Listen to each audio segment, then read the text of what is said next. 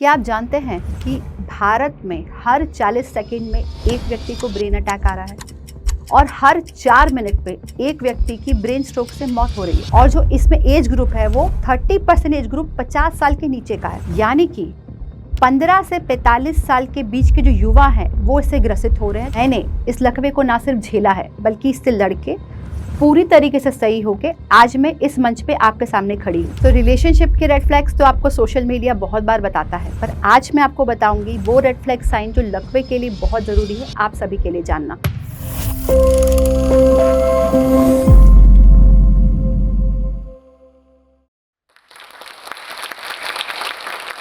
नमस्कार, मेरा नाम डॉक्टर नेहा अरोरा वर्मा है। मैं इंडिया के सबसे स्वच्छ शहर इंदौर से आपके सामने आई हूँ। आज इस मंच के माध्यम से मैं आप सबको एक बहुत इम्पॉर्टेंट टॉपिक जो है लकवा निदान, उसके ऊपर आप सबका ध्यान आकर्षित करना चाहती हूँ। और मुझे पूरी उम्मीद है कि इस मंच के माध्यम से उन करोड़ों लोगों तक मेरी बात पहुँचेगी जो हो सकता है इस बीमारी से ग्रसित हो या फिर इसकी जानकारी रख के अपने आप को उस बीमारी से बचा सके। मेरी कहानी शुरू होती है 2007 से, जब मैं अपना पीजी करने यूके गई थी। लंदन पहुंचने से पहले मुझे बचपन से नज़र का चश्मा था और काफ़ी हाई पावर होने के चलते मैंने जाने के पहले आँखों का ऑपरेशन करवाया था। जब मैं वहाँ पहुँची, कुछ ही हफ्ते बाद मुझे धुंधला दिखना शुरू हो गया। मुझे ऐसा लगा कि शायद मेरा जो चश्मे का नंबर है वो वापस आ रहा है। उस टाइम पे मैंने मेरे होने वाले हस्बैंड, जो एक जाने माने आई सर्जन हैं, उनसे मैंने बात की कि मुझे धुंधला दिखाई देने लगा है। तो उन्होंने कहा घबराने की कोई बात नहीं है, हो सकता है तुम्हारा चश्मे का नंबर वापस आ रहा हो, तो डॉक्टर को दिखा लो। क्योंकि मैं स्टूडेंट थी, टाइम की बहुत कमी थी, मैंने बहुत डिले किया उसको। और एक दिन ऐसा आया जब मुझे बिल्कुल रोशनी में दिखना बंद हो गया। तब मैं डरते डरते एनएचएस हॉस्पिटल पहुंची। वहाँ पे जब मेरा आंखों का चेकअप हुआ तो उन्होंने मुझे बताया कि जो मेरी ऑप्टिक नर्व है उसके अंदर पेपिलोडीमा नाम की बीमारी हो गई है, मतलब दबाव। अब जब वो दबाव इतना बढ़ गया है कि मुझे दिखना बंद हो गया, तो उन्होंने मुझे बताया कि मेरे पास केवल 12 घंटे का समय है, या तो मैं ऑपरेशन करवा लूँ या हमेशा के लिए अपना विजन जो है उसको लॉस कर दूँ। चूँकि मैं वहाँ पे स्टूडेंट वीज़ा पे थी, मेरे कोई परिचित नहीं थे और 12 घंटे के अंदर इंडिया से कोई मेरे पास पहुँच नहीं सकता था।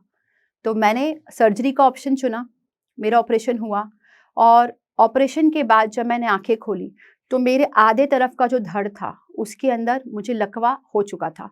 मुझे बोलने की बहुत दिक्कत थी, मुझे दिख नहीं रहा था, मेरा चेहरा टेढ़ा हो गया था, मेरे हाथ का फंक्शन बहुत कम हो गया था।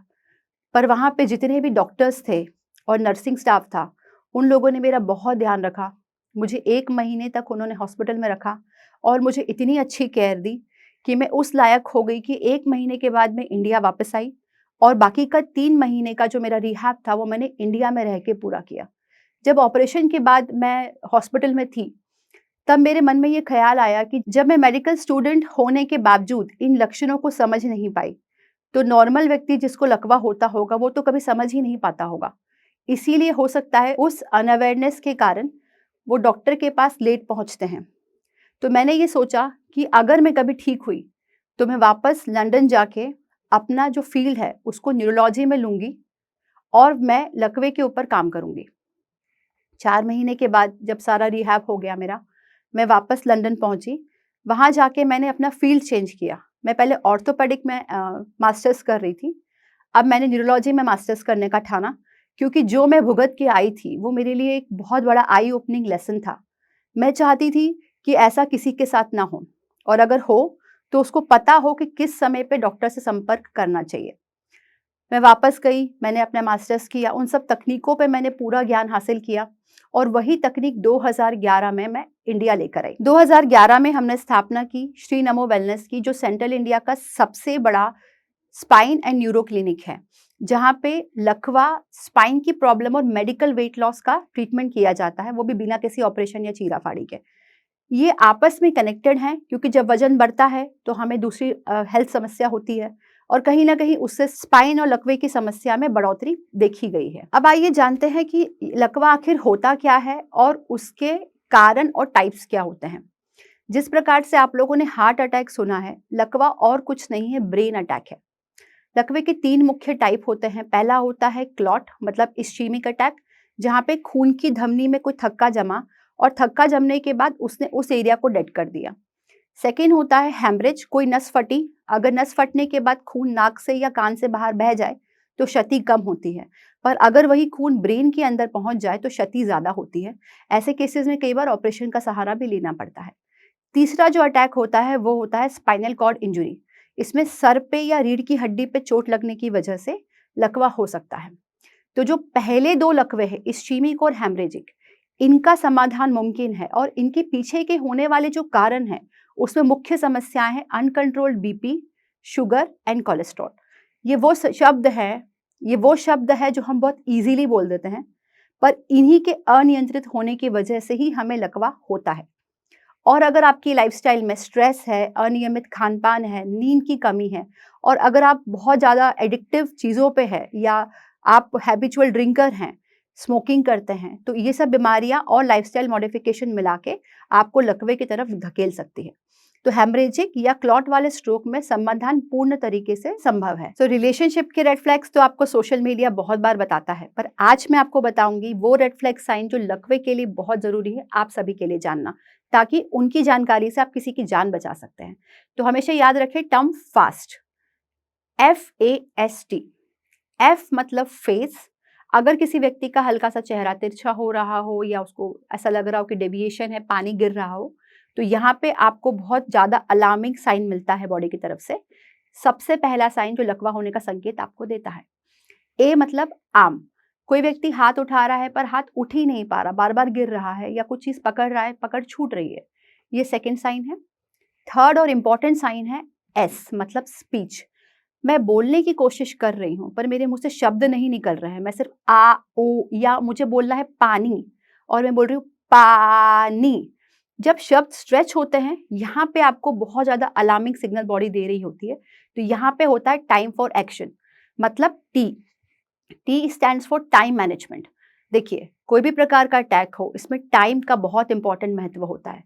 अगर आप पहले 2 से 3 घंटे में हॉस्पिटल पहुंच जाते हैं और आपकी MRI की जांच हो जाती है तो आपकी जान बचाना भी पॉसिबल है और आगे जो लकवे की वजह से आपकी बॉडी में डिफॉर्मिटीज आ सकती हैं उनको भी रोका जा सकता है। आपको ये जानना भी बहुत जरूरी है कि अगर किसी को लकवा हो रहा हो तो क्या ऐसे साइन बॉडी पहले से देती है जिससे आप थोड़ा सतर्क हो सके?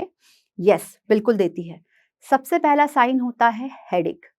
अगर किसी व्यक्ति को 2 से 3 दिन तक लगातार हेडेक है और वो हेडेक के लिए उसको दवाई खानी पड़ रही है, तो कई बार हम ये सोचते हैं कि वो हेडेक में भी हमने कल रात को पार्टी की थी उसकी वजह से है, या मैं कल रात को लेट सोई थी उसकी वजह से है, और हम दवाई खा के उसको दबा देते हैं, जो कि गलत है। एक और साइन जो बॉडी देती है वो ये होता है कि आप जब सुबह उठते हैं तो आपको फ्रेश फील नहीं होता। तो अगर मैं 10 लोगों से ये क्वेश्चन पूछूं रैंडमली तो उसमें से 9 लोग कहेंगे कि हमें सुबह उठ के फ्रेश फील नहीं होता। तो इसका मतलब ये नहीं है कि हर एक को लकवा होने का संकेत है। अगर आपको सुबह उठ के फ्रेश फील नहीं होता है और आपको ऐसा लगता है कि मैं रोज सुबह अच्छी नींद ले रही हूँ रात को, बट सुबह उठ के मुझे फ्रेश फीलिंग नहीं है, तो ऐसा बहुत कॉमन समस्या है जो बहुत लोगों के साथ होती है। ये रैंडमली अगर 10 लोगों से पूछा जाए तो 9 लोगों का जवाब होगा हाँ, हमें सुबह उठ के फ्रेश फील नहीं होता। पर अगर ऐसा है और ये रोज हो रहा है, लगातार हो रहा है, तो यहाँ पे आपकी बॉडी का सिग्नल है कि समथिंग इज रॉन्ग, कुछ तो गलत है बाबा, कुछ तो करना चाहिए। एक और साइन जो बॉडी देती है वो ये होता है कि अगर आप चलने की कोशिश कर रहे हैं और थोड़ा चलने के बाद आपके कदम डगमगा रहे हैं, तो हर बार इसका ब्लेम आप अल्कोहल को नहीं दे सकते हैं। ये देवदास की जो वॉक आपकी बदली है, कई बार ये संकेत होता है बॉडी का कि कुछ तो गड़बड़ है।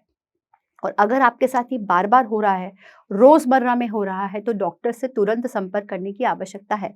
जिन चीज़ों को हम लाइटली लेते हैं, जैसे हम स्मोकिंग बहुत लाइटली करते हैं कि अरे स्ट्रेस हो रहा है स्मोक कर लेते हैं, स्ट्रेस हो रहा है पार्टी कर लेते हैं, लेट नाइट सोते हैं, वायरल रील्स देखते हैं, दिन भर हम सोशल मीडिया पे अपना पूरा वक्त जो है ऐसी चीज़ों को देखने में लगाते हैं जो हमें कुछ प्रोडक्टिविटी नहीं दे रही होती है। जब ये चीज़ें कंबाइन होती हैं, ब्रेन पे उसका नेगेटिव असर होता है। और अगर साथ में आपको बीपी, शुगर, थायराइड या कोलेस्ट्रॉल है, तो ये सारी चीज़ें मिलकर एक ऐसा डेडली कॉम्बिनेशन बनाती हैं जिससे हमारी बॉडी ब्रेन स्ट्रोक के खतरे की तरफ बढ़ती जाती है। आज मैं आपके साथ एक केस शेयर करना चाहती हूँ जो मेरे एक पेशेंट का है, जिनकी उम्र थी 29 साल। बहुत फिट व्यक्ति थे, जिम में वर्कआउट करते थे, बहुत अच्छा पैशन था फिटनेस की तरफ। पता नहीं अचानक उनको क्या हुआ, इर्रेगुलर लाइफस्टाइल, अननेसेसरी मेडिकेशन जो वो जिम में अपनी बॉडी बनाने के लिए ले रहे थे, अचानक से उनकी बॉडी में क्लॉट फॉर्मेशन हुआ, इश्चीमिया हुआ और ब्रेन स्ट्रोक।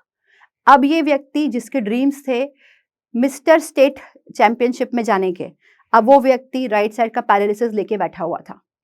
जब वो हमारे पास ट्रीटमेंट के लिए आए तो उन्होंने मुझे एक ही बात बोली कि मैम, मैं वापस से वेट लिफ्टिंग कर पाऊंगा या नहीं वो मुझे नहीं पता, पर मैं नॉर्मल ज़िंदगी पर लौटना चाहता हूँ। 29 साल की उम्र में उस व्यक्ति के सामने पूरी ज़िंदगी पड़ी थी। हमने अपनी तरफ से पूरी कोशिश करके ना सिर्फ इस व्यक्ति को नॉर्मल किया, बल्कि आज उस व्यक्ति ने अपना पैशन, अपना प्रोफेशन भी चालू किया है, साथ में उसकी शादी भी हो गई है और एक खुशहाल ज़िंदगी जो है वो बिता रहे हैं। अब यहाँ पे एक और चीज़ जो मैं आपको सबको शेयर करना चाहती हूँ वो ये है कि हमारी बॉडी के अंदर ना ब्रेन की हीलिंग का मैकेनिज्म ईश्वर द्वारा दिया गया है, जिसको हम बोलते हैं न्यूरोप्लास्टिसिटी। शब्द बहुत सिंपल है, न्यूरो एंड प्लास्टिसिटी मतलब ब्रेन के सेल्स और उनकी एडेप्टेबिलिटी का कॉम्बिनेशन न्यूरोप्लास्टिसिटी है। मतलब कितने भी प्रकार का घातक लकवा हो, आपका ब्रेन पहले 6 महीने में उससे लड़ सकता है और अपने आप को हील एंड रिपेयर कर सकता है। जैसा इस व्यक्ति के केस में हुआ, मान लीजिए आपके भी पेशेंट में कोई पेशेंट शुरू में आईसीयू में था, वेंटिलेटर पे था, कोमा में था। कुछ महीनों में वो पेशेंट बाहर आता है, बोलता है, खाता है, पीता है, चलता है। पर 6 महीने के बाद अचानक ऐसा क्या होता है बॉडी में कि रिकवरी रुक जाती है। फिर पेशेंट आते हैं डिप्रेशन में, क्योंकि ब्रेन का ऑटो हीलिंग मोड खत्म हो गया होता है। तो पुराने लकवे में भी इस न्यूरोप्लास्टिसिटी को ऑन किया जा सकता है। और सबसे ज़रूरी बात समझने की यहाँ पे ये है कि ये हाथ और पैर की बीमारी नहीं है, ये ब्रेन की बीमारी है। मतलब इंजन खराब तो टायर खराब। हम क्या करते हैं, पूरी थेरेपी, पूरा ट्रीटमेंट हाथ और पैर की एक्सरसाइज करने में लगा देते हैं। हम दवाइयाँ खाते हैं कि हाथ और पैर में ताकत आएगी, पर हम ये समझ नहीं पाते कि ये इंजन का प्रॉब्लम है। गाड़ी का इंजन खराब होगा तो टायर चलेगा नहीं। अगर गाड़ी का इंजन मतलब न्यूरोप्लास्टिसिटी अगर ऑन होगी तो आपका लकवा रिवर्सिबल है। 2021 के बाद लकवे के पेशेंट के केसेस में बहुत ज़्यादा बढ़ोतरी हुई है। खासकर अब जो एज ग्रुप है वो 15 से 40 साल के बीच का है। ये बहुत चौंकाने वाला फिगर है, पर आपको पता है ये जो एज ग्रुप है यहाँ पे अगर लकवा हुआ भी है बाय चांस, इसमें ठीक होने की संभावना पूरी होती है। पर लोगों के पास वो जानकारी नहीं है कि उन्हें करना क्या है। बहुत सारे लोग ऐसे घर पे घरेलू नुस्खे करते हैं जिससे उनको फायदा तो कम नुकसान ज्यादा होता है। एग्जाम्पल के तौर पे कई लोग कबूतर को मार के खाते हैं। उनका ये कहना है कि कबूतर के खाने से उनका लकवा ठीक हो जाएगा। अब कबूतर के खाने से लकवा ठीक होगा कि नहीं वो तो मुझे आज तक कोई ऐसा केस मिला नहीं, पर हाँ उनको पूरे बॉडी में एलर्जी जरूर हो जाती है। सेकेंडली, मालिश करवाते हैं। उनका ये कहना होता है कि जब मालिश करते हैं तो पेशेंट को आराम लगता है, पर समझिए ऑलरेडी ब्रेन से एब्नॉर्मल सिग्नल जा रहे हैं वहां पे। जब आप मालिश करेंगे तो उस समय तो आपको अच्छा लगेगा, पर कुछ समय के बाद वो एरिया एकदम स्पास्टिक मतलब कड़क हो सकता है। तीसरी चीज, डॉक्टर के पास जाने के बजाय पेशेंट पहले जाता है मंदिर, मस्जिद या गुरुद्वारे। देखिए यहाँ पे दवा और दुआ सब काम करती है, पर साइंस का बहुत इंपॉर्टेंट रोल है। आप जरूर मंदिर जाएं, चादर चढ़ाएं, धागा बांधें, आप माता की पूजा करें, हम उसमें मना नहीं कर रहे हैं, पर डॉक्टर की भी सलाह लें। जो दवाई उन्होंने आपको रिकमेंड करी है उसको भी आप लें, क्योंकि यहाँ पे आपका एक जो गलती है, जो पहले 6 महीने का आपका गोल्डन पीरियड है, अगर वो चला गया उसके बाद आप किसी भी मंदिर, मस्जिद, गुरुद्वारे भी जाएंगे ना, इम्प्रूवमेंट नहीं हो पाएगी। और अगर आपने डॉक्टर की सलाह नहीं ली है और आप दवाइयां नहीं ले रहे हैं जिस वजह से आपको लकवा हुआ है उसके लिए, for example BP, sugar, cholesterol, तो वो लकवा दोबारा होने के चांसेस भी होते हैं। और अगर दोबारा लकवा रिपीट होता है तो ये आपके लिए घातक और जानलेवा हो सकता है। तो आप सब करें पर मेडिकल साइंस को पीछे ना छोड़ें, अपनी जागरूकता को बढ़ाएं। और साथ साथ में अगर आपको लगता है कि आपको 6 महीने से ऊपर हो गया है, हिम्मत नहीं हारनी है। देखिए हमारे पास कई ऐसे पेशेंट भी हैं जिनको हमने 98% तक ठीक कर दिया, वो कॉमन जिंदगी पर लौट चुके हैं, अपनी सामान्य जिंदगी पर जा चुके हैं। ऐसे 10,000 से ऊपर पेशेंट हैं जिनकी न्यूरोप्लास्टिसिटी ऑन भी हुई और वो ठीक भी हुए। पर अगर आप हिम्मत ही नहीं करेंगे, अगर आप कोशिश ही नहीं करेंगे, तो लकवा एक लाइलाज बीमारी नहीं है। लाइलाज उसको हम अपनी गलती, अपनी जो अनअवेयरनेस है उसकी वजह से करते हैं। सो ये है मेरी छोटी सी कहानी। मुझे पूरी उम्मीद है कि इस वीडियो को देखने के बाद आप लकवे के पेशेंट को अपेक्षित नज़रों से नहीं देखेंगे। समझिए, लकवे का पेशेंट एक इकलौता घर का ऐसा सदस्य है जिसकी वजह से पूरा जो घर है वो मेंटली लकवाग्रस्त हो चुका होता है। जो व्यक्ति डिपेंडेंट हो गया है उसके घर वाले काफ़ी परेशान होते हैं। इन लोगों को भी सामान्य जीवन जीने का पूरा हक है और इन लोगों को वही प्यार और इज्जत जो एक सामान्य व्यक्ति को मिलती है वो पाने का पूरा हक है। याद रखें, लकवा लाइलाज बीमारी नहीं है, इसका पूर्ण समाधान है अवेलेबल अगर आप टाइमली एक्शन लेते हैं तो आइए साथ मिलकर हम बनाएं लकवा मुक्त भारत।